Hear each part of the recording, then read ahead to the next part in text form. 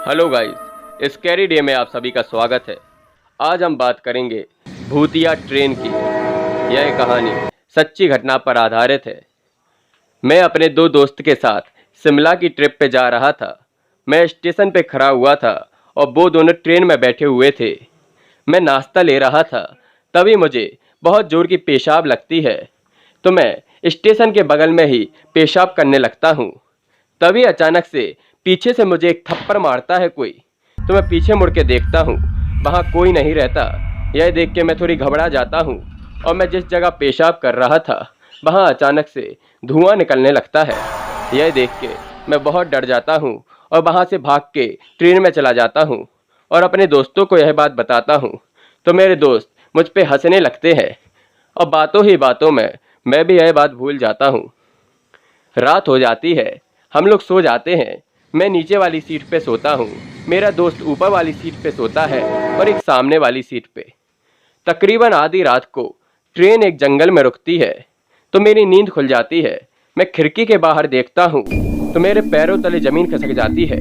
मैं देखता हूँ कि वहाँ दो आत्माएं मेरे दोस्तों को पकड़े हुए हैं, जो देखने में बहुत ही खौफनाक है।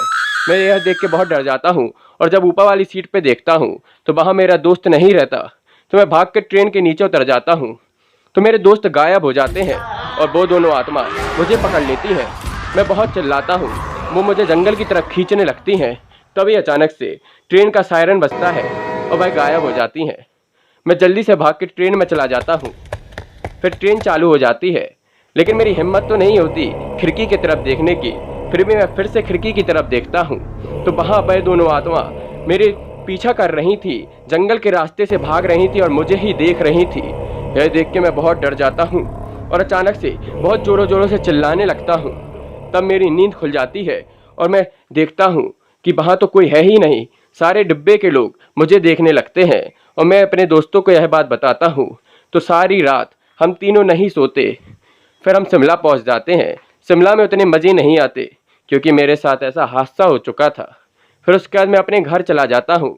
फिर भी मुझे वो दोनों आत्माएं दिखती हैं और मुझसे कहती हैं, मैं तुम्हें जान से मार दूंगी।